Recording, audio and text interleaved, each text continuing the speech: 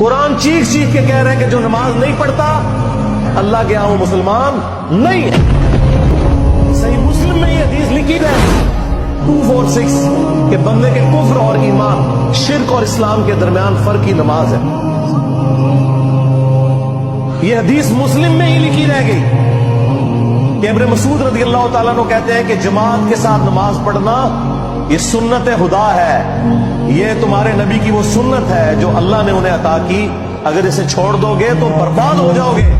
رسول اللہ کے زمانے میں اگر کوئی بیمار بھی ہوتا اور 2 بندوں کے سہارے مسجد میں آ کے نماز پڑھ سکتا تو اس کی کوشش ہوتی کہ میں مسجد میں جماعت سے نماز پڑھوں، کہیں مجھے منافق نہ شمار کر لیا جائے۔ جماعت چھوڑنے پر رسول اللہ کے زمانے میں سمجھا جاتا تھا صلی اللہ علیہ وسلم کہ بندہ منافق ہے۔